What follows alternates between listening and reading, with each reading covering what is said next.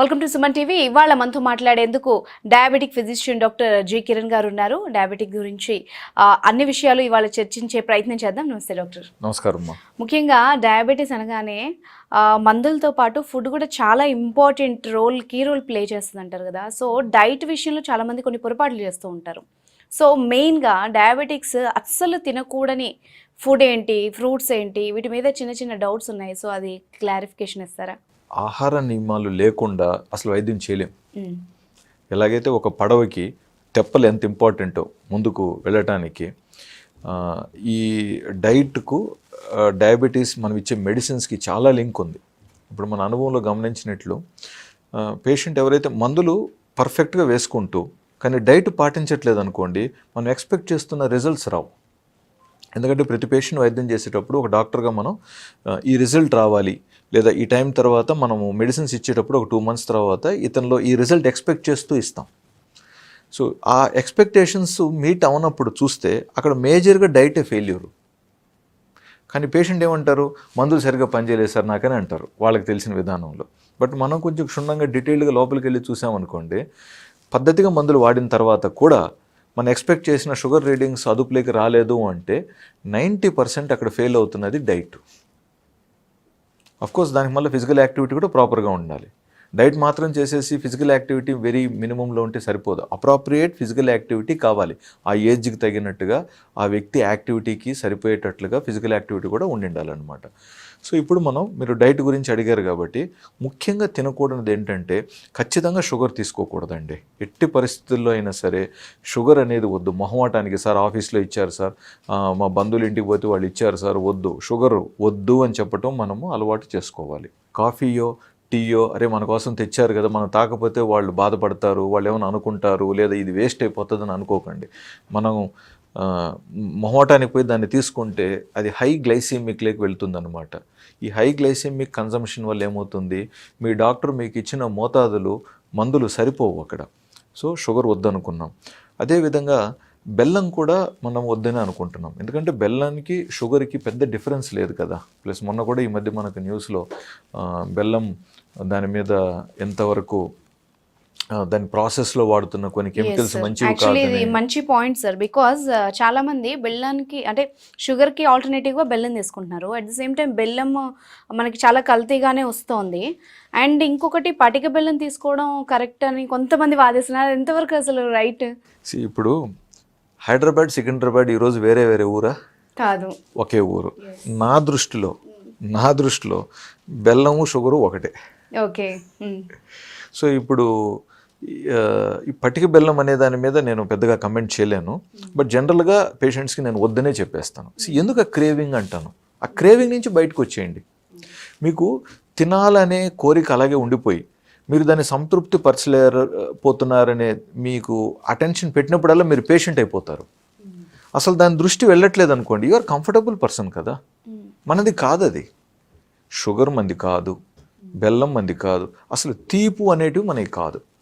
వాస్తవంగా మనము చరిత్రలో చూస్తే తీపు అనేది ఎక్కడి నుంచి మనము రుచి చూసాం, ఒకటి తేనె లేదా కొన్ని పండ్లు తప్ప తీపు అనే ఇంకా ఏమీ లేదు. మనకు దాదాపు ఒక 200-300 yearsగానే ఈ షుగర్ అనేది అందుబాటులోకి రావటం కానీ, బెల్లం ఈ షుగర్ కేన్ జ్యూస్ని మనము దాన్ని బాయిల్ చేసిన తర్వాత కండెన్స్ చేసిన తర్వాత వచ్చిందని మనం బెల్లం అని అనుకున్నాం. సో ఇవి మనకు మధ్యలో వచ్చినటువంటి, ఇదేం మనకు నిజంగా మనకు it is they are not our history. ఇది మనకు ముఖ్యంగా క్యూబా, హవాయ్ ఐలాండ్స్ కనుక్కున్న తర్వాత బ్రిటిషర్సు అక్కడ ఈ షుగర్ కేన్ అక్కడ ఈజీగా పెరుగుతుందన్నమాట. అట్లా ఇది ఒక కమర్షియల్ క్రాప్ అయింది. సో ఈజీగా స్క్వీజ్ చేస్తే చేయొచ్చు. స్క్వీజ్ చేసిన తర్వాత జ్యూస్ అవుతుంది. ఆ జ్యూస్ని ఎండబెట్టేస్తే మొత్తం సాలిడ్ అయిపోతుంది. ట్రాన్స్పోర్ట్ చేయడానికి ఈజీగా ఉంది, అది చెడిపోవట్లేదు. అలాగే వాళ్ళు దీన్ని ప్రపంచానికి పరిచయం చేశారు బ్రిటిషర్స్. ఎందుకు చెప్పానంటే, ఎవరన్నా నేను ఇప్పుడు సార్ షుగర్ మానేయాలంటే, అదేంటి సార్ అలవాటు అయిపోయింది కదా షుగర్, ఇప్పుడు ఎలా మీరు మానేయమంటారు అంటే వాళ్ళ ఆస్తిని ఏదో నేను తీసేసుకున్నట్టుగా ఫీల్ అవుతారు.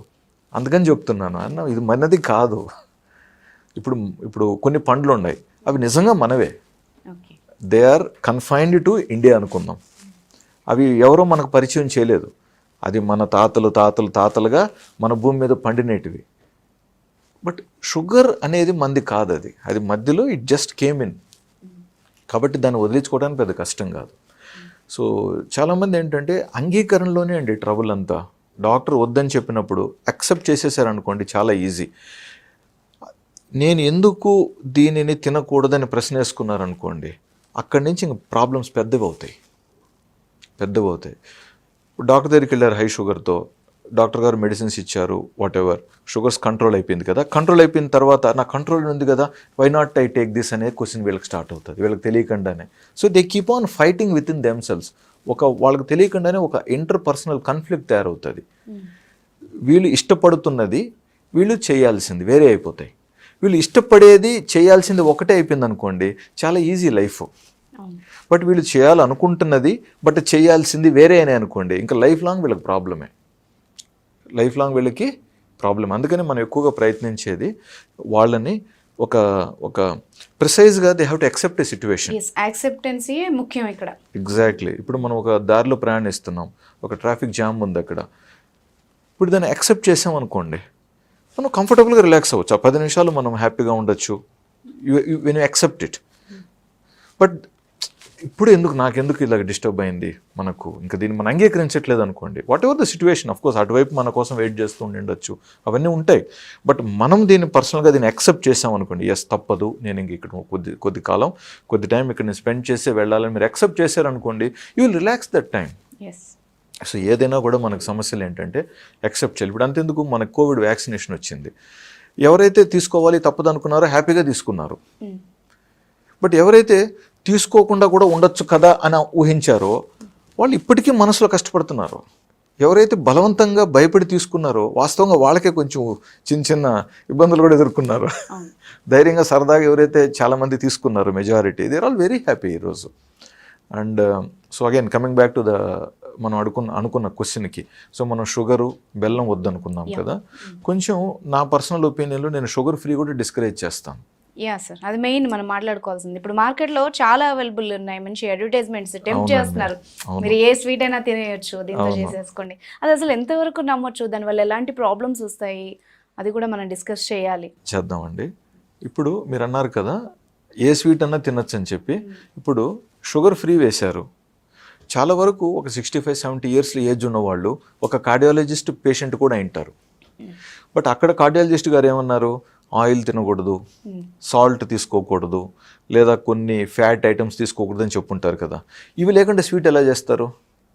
ఓకే, షుగర్ బదులు షుగర్ ఫ్రీ వేసావు, బట్ అందులో ఉన్న మిగతా కంటెంట్ అంతా ఆయన వద్దని చెప్పిందిగా. కాబట్టి మనకు స్వీట్స్ తీసుకున్నప్పుడు ఒక షుగర్ పెరగటమే కాదు, అవి కొలెస్ట్రాల్ పెరుగుతాయి, అండ్ చాలామందికి వెయిట్ పెరుగుతారండి. ముఖ్యంగా మీరు గమనించండి, ఎవరన్నా ఒక 7 kilos వెయిట్ ఎక్కువయ్యారనుకోండి, ముఖ్యంగా పండగల్లోనే వీళ్ళు 500 నుంచి 500 గ్రాముల నుంచి 1000 గ్రాముల వరకు వెయిట్ పెరుగుతారు. ఇప్పుడు 3 రోజులు దీపావళి సీజన్, అంతకుముందు వీళ్ళు 65 kilos ఉన్నారు, దీపావళి తర్వాత 66-67కి వెళ్తారు. మళ్ళీ వీళ్ళు దాన్ని గుర్తించి దాని పద్ధతిగా మళ్ళీ ఆ 2 kilos షెడ్ చేయాలి. చేయలేదనుకోండి, నెక్స్ట్ ఏమొస్తుంది, మళ్ళీ ఏదైనా సంక్రాంతి వస్తుంది. సంక్రాంతి అనగానే 4 రోజులు 5 రోజులు పండగ కదా. సో ఈ 4-5 రోజులు బాగా తినేశారనుకోండి, మళ్ళీ 2 kilos పెరుగుతారు. సో మనకు మేజర్గా మనము పండగల్లో వెయిట్ పెరుగుతాం. బట్ గతంలో ఏంటి, పండగ తర్వాత మళ్ళీ వాళ్ళకి శారీరక శ్రమలోకి వెళ్ళిపోయేవాళ్ళు కాబట్టి ఆ వెయిట్ అడిగి మళ్ళీ బ్యాలెన్స్ అయిపోయేది. ఇప్పుడు మనకి ఎంతసేపు యాడ్ ఆన్ అవుతుంది. ఇప్పుడు సేవింగ్స్ అకౌంట్ లాగా నువ్వు దాంట్లో తీసి ఖర్చు పెట్టట్లేదు, నువ్వు ప్రతిసారి వేస్తూ పోతున్నావు, అది పెరుగుతూ పోతుంది. సో సడన్గా ఒక పాయింట్ ఆఫ్ టైంలో చూసే తలికే వీళ్ళు రియలైజ్ అయ్యే తలికి 20 kilos పెరుగుంటారు. ఒక 70 kilos ఉన్న వ్యక్తి 20 kilos పెరిగే ప్రమాదం ఉంది. ఇప్పుడు జరిగినాయి ఈ పోస్ట్ లాక్డౌన్లో చాలామంది. ఇప్పుడు నేను ఐ థింక్ ఈరోజు నిన్న ఒక లేడీ అనుకుంటాను, షీఈ్ 95 kilos. ఏంటమ్మా 95 kilos వెయిట్ అంటే, సార్ నేను అసలు ఉండేదాన్నే కాదు సార్, నాది ఎంత సార్ 70-75 kgs సార్ నా వెయిట్ అని చెప్పి తను ఎక్స్ప్లెయిన్ చేసింది. మరి ఈ 20 kilos ఎలా పెరిగారంటే, ఏమో సార్ నాకు తెలియదు, నాకు అస్సలు క్లూ కూడా లేదు ఎలా పెరిగాను అనింది. సరే అని చెప్పి నేను ఇంకా డీటెయిల్గా హిస్టరీలోకి వెళ్ళాను, year by year, season by season మీరు ఎంత వెయిట్ ఉన్నారని చెప్పేసి మనము రికార్డ్స్లో కూడా ఉంటుంది కదా, చూస్తూ పోతే క్లారిటీగా తెలుస్తుంది. ఒక్కొక్క పండగ సీజన్ తర్వాత 1 kilo పెరుగుతూ వచ్చి ఉన్నారు.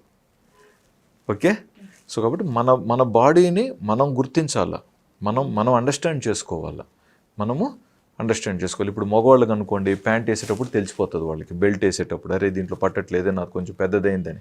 అక్కడ అప్రమత్తం అవ్వాలి. తాత్కాలికంగా నువ్వు ఇంకొక వేరే స్పేస్లో బెల్ట్ వేసుకున్నా మళ్ళీ వేస్ట్ తగ్గాలనే పట్టుదల మనలో ఉండాలి. మనం అలా బెల్ట్ సైజు మనం పెంచుకుంటూ పోతూ ఉంటే దానికి ఇంక లిమిట్ లేదు కదా. సో ఇప్పుడు లేడీస్లో అనుకోండి, వాళ్ళు వాడే జాకెట్లో కానీ లేదా వాళ్ళు ఏదైనా వాటెవర్ దుస్తులు ధరిస్తాం కదా, అవి టైట్ అవుతున్నప్పుడు వాళ్ళు గమనించుకోవాలి, అరే నేను టైట్ అయింది, నేను ఏ యాక్షన్ తీసుకోవాలి, ఓకే నేను ఈ ఫుడ్లో ఏం కరెక్షన్ చేసుకోవాలి, ఓకే నేను ఇప్పుడు ఈ 10 days చలి అని చెప్పి నేను వాకింగ్ వెళ్ళట్లేదు కదా, ఓకే మార్నింగ్ చలిగా ఉంది, మరి ఈవినింగ్ అన్నా నేను వెళ్ళొచ్చా వాకింగ్ అని చెప్పి ఆల్టర్నేటివ్ వెతకాలి. దానికి మనం కన్విన్స్ అయిపోయి మనం దాన్ని అట్లనే వదిలేసామనుకోండి, అది వడ్డీలకు చక్కెరవడ్డీలాగా తయారైపోతూ ఉంటాయి. యా సార్, స్వీట్స్ గురించి అండ్ ఈ షుగర్ ప్రాసెస్డ్ వీటి గురించి కూడా చాలా బాగా చెప్పారు. Thank you so much. మంచిదమ్మా.